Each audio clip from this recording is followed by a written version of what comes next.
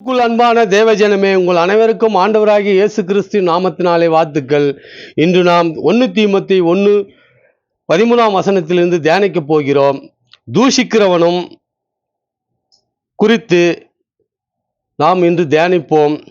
முன்னே நான் தூஷிக்கிறவனும் துன்பப்படுத்துகிறவனும் கொடுமை செய்கிறவனுமாய் இருந்தேன். அப்படி இருந்தும் நான் அறியாமல் விசுவாசத்தினாலே அப்படி செய்தபடியால் இரக்கம் பெற்றேன் அப்படின்னு பவுல் சொல்றார். முன்னே நான் தூஷிக்கிறவனும், யார? ஆண்டவராகி இயேசு கிறிஸ்த தூஷிக்கிற மனுஷனா அவரு கிறிஸ்தவர்கள் எல்லாம் கொடுமைப்படுத்தி சிறைச்சாலையில போட்டு துன்பப்படுத்துகிறவராகவும் தூஷிக்கிறவராகவும் அவதூறு பண்றவராகவும் இருந்தார் இல்லையா? அப்படி இருந்தபோது அவரு அப்படி இருந்தும் நான் அறியாமல் அவிசுவாசத்தினால, விசுவாசம் இல்லாம இருந்ததுனால அப்படி செய்தபடினால் இரக்கம் பெற்றேன் அப்படின்றார். அது போல இன்றைக்கு நம்மளுடைய ஆண்டவராகிய இயேசு கிறிஸ்த தூஷிக்கிறவங்க, பரியாசம் பண்றவங்க நிறைய பேர் இருக்கிறாங்க இல்லையா?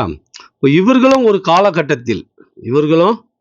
காலகட்டத்தில் பவுல மாதிரி மாறக்கூடிய வாய்ப்புகள் உண்டு. யார் அதிகமாக ஆண்டவரை தூஷிக்கிறார்களோ அவர்கள் தான் சீக்கிரத்தில் ஆண்டவரை ஏற்றுக்கொள்கிறார்கள், ஆண்டவரால் ரட்சிக்கப்படுகிறார்கள்.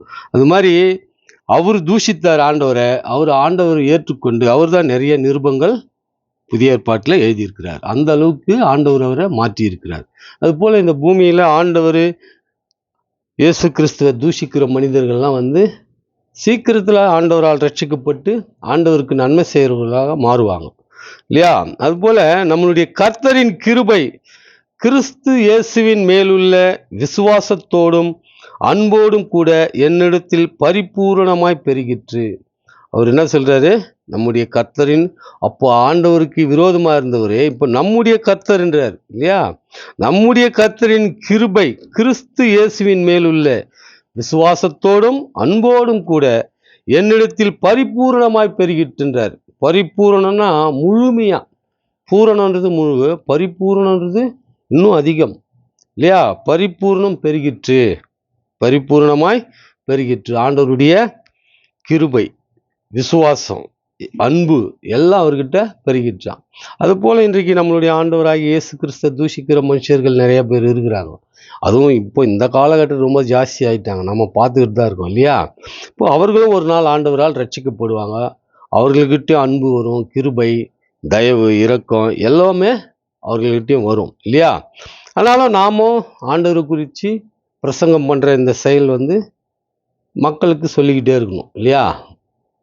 அப்போ பாவிகளை ரட்சிக்க கிறிஸ்து இயேசு உலகத்தில் வந்தார் என்கின்ற வார்த்தை உண்மையும் எல்லா அங்கீகரிப்புக்கு பாத்திரமானது. அவர்களில் பிரதான பாவி நான் என்றார். என்ன சொல்றாரு? பாவிகளை ரட்சிக்க கிறிஸ்து இயேசு உலகத்தில் வந்தார் என்கின்ற வார்த்தை உண்மையும் எல்லா அங்கீகரிப்புக்கும் பாத்திரமானது. அவர்களில் பிரதான பாவி நான் என்றார். அவர் தன்னை பிரதான பாவின்னு சொல்றாரு. ஏன்னா அது மாதிரி செஞ்சார். அப்போ அவர் ஆண்டவரால் இயேசு கிறிஸ்துவால ரட்சிக்கிறதுக்கு முன்னாடி அவ்வளோ பெரிய கஷ்டங்கள் எல்லாம் யாருக்கு கொடுத்தாரு? கிறிஸ்துவ மக்களுக்கு கொடுத்தாரு இல்லையா? அதனால தான் அவர் அத்தகைய வார்த்தைகளை சொல்றார்.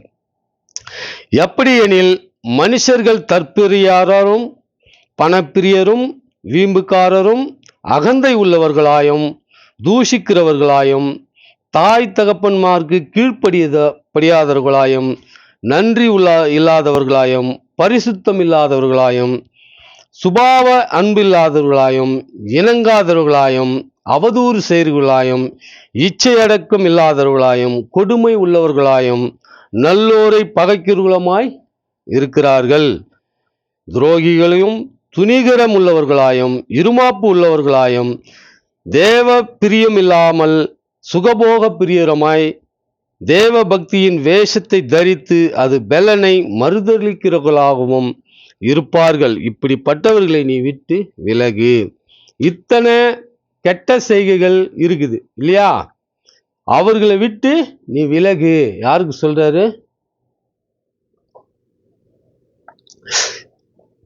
இத்தகைய கெட்ட செயல்களை விட்டு நீ விலகு.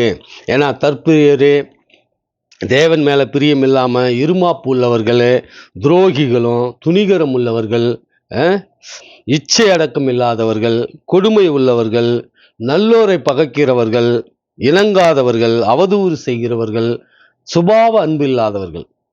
சுபாவ அன்புன்னா அவருக்குன்னு ஒவ்வொரு மனுஷனுக்கும் ஒவ்வொரு சுபாவம் இருக்கு இல்லையா? ஆனா அன்புன்றது பொதுவா எல்லா மனுஷனுக்கும் உள்ள சுபாவம். அந்த சுபாவே அன்பு இருக்காது அவங்களுக்கு இல்லையா? கீழ்ப்படியாதவர்களும், நன்றி அறிவு இல்லாதவர்கள், பரிசுத்தம் இல்லாதவர்கள், அகந்தை உள்ளவர்கள், தூஷிக்கிறவர்களாயும், வீம்பு செய்கிறவங்க, பணப்பிரியர், மனுஷர்கள் தற்பிரியர், தற்பெருமன்றம் இல்லையா? தன்னை மேலே பிரியம் கொள்றவங்க, தனக்கு இது வேண்டும் அது வேண்டும் அப்படின்னு. இத்தனை தீய குணங்கள் உள்ளவர்களை விட்டு நீ விலகு, இப்படிப்பட்டவர்களை நீ விட்டு விலகு அப்படின்னு சொல்றார் ஆண்டவர். பாவங்களால் நிறைந்து பற்பல இச்சைகளால் இழுப்புண்டு இருக்கிற மனுஷர்களையும் விட்டு விலகு. இது போல தீய குணம் உள்ள மக்கள் நிறைய பேர் இருப்பாங்க. இவர்களுக்கு நாம் சத்தியத்தை சொன்னாலும் இதிலிருந்து அவர்கள் மாற மாட்டாங்க. அப்போ நாம் என்ன செய்யணும்னா அவர்களை விட்டு விலகிடணும். ஏன்னா ஒருவரை கிறிஸ்தவராக ரட்சிக்கப்பட நாம் ஒன்றும் செய்ய முடியாது. எந்த மனுஷனும் ஒரு மனுஷனை ரட்சிக்க முடியாது. நாம் ஆண்டவர் சத்தியத்தை மட்டும் தான் சொல்ல முடியும். ஏன்னா ஆண்டவர் தேவை, அந்த மனுஷன் மேலே இரக்கம் பட்டா அவரு ரட்சிப்பார். என் பிதா ஒருவனை இழுத்து கொள்ளாவிட்டால் அவன் என்னிடத்தில் வரமாட்டான்றாரு. யாரு? ஆண்டவராகிய இயேசு கிறிஸ்து. அந்த அளவுக்கு நாம சத்தியத்தை சொல்லதான் நமக்கு அதிகாரம் இருக்கு. சத்தியத்தை மாத்திரம்தான் நம்மளால் சொல்லவும் முடியும் இல்லையா? இப்போ அவர்கள் ஆண்டவரை நேசிக்கிறதும் ரட்சிக்கப்படுறதும் நம்மளுடைய முயற்சியிலையோ கிருபை நம்மளுடைய கையிலையோ இல்லை இல்லையா? இதெல்லாம் தேவ கிருபை. ஆண்டவர் என் பிதா ஒருவனை இழுத்து கொள்ளாவிட்டால் அவன் என்னிடத்தில் வரமாட்டான்றாங்க. ஆனால் இன்றைக்கு நிறைய பேர் என்ன சொல்றாங்க? மதம் மாற்றம் செய்கிறாங்க அப்படின்றாங்க. மதம் மாற்றம்லாம் செய்யவே முடியாது எந்த ஒரு மனுஷனும். மனம் மாற்றத்துக்கு நல்ல வார்த்தைகளை நாம் சொல்லும்போது, உலக பிரகாரமாக நல்ல வார்த்தை சொன்னாலும் என்ன செய்வாங்க? மக்கள் மாறதான் செய்வாங்க இல்லையா? அதுதானே தவிர, ஆனால் ஆண்டவரிடத்தில் போகிறதுக்கு எந்த ஒரு தனி மனிதனாலேயோ அமைப்பாலேயோ முடியாது. ஆண்டவர் தெளிவாக சொல்றாரு, என் பிதா ஒருவனை இழுத்து கொள்ளாவிட்டால் அவன் என்னிடத்தில் வரமாட்டான்றாரு. அப்போ ஆண்டவரிடத்தில் போனால் அது பிதாவினுடைய சித்தத்தில் இருக்கு, நம்ம சித்தத்தில் இல்லை, நம்மளுடைய விருப்பத்தில் இல்லை, நம்மளுடைய முயற்சியில் இல்லை. இது போல இருக்கும்போது இந்த மாதிரி தற்பிரியரும் பணப்பிரியரும் வீம்புக்காரரும் அகந்தை உள்ளவர்களும் தாய் தகப்பனுக்கு கீழ்ப்படியாதவர்களையும் நன்றி அறிவு இல்லாதவர்கள், பரிசுத்தம் இல்லாதவர்கள், சுபாவ அன்பு இல்லாதவர்கள், இணங்காதவர்கள், அவதூறு செய்கிறவர்கள், இச்சை அடக்கம் இல்லாதவர்கள், கொடுமை உள்ளவர்கள், நல்லோரை பகைக்கிறவர்கள், இப்படிப்பட்டவர்களை நீ இருந்தேனா அவர்களை விட்டு விலகு அப்படின்றார் ஆண்டவர். இப்போ ஆண்டவருடைய வசனத்தை நாம மக்களுக்கு சொல்லும் போது இத்தகைய மனிதர்களை கண்டா நாம் என்ன செய்யணும்? அவர்களை விட்டு விலகி இருக்கணும்.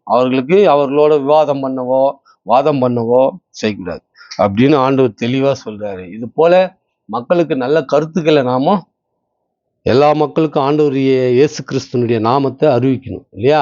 இப்போ இது மாதிரி மக்கள் இருந்தாங்க, அவர்களை விட்டு விலக வேண்டும். தேவனுக்கு சித்தமானால் அடுத்த பதிவில் பார்ப்போம்.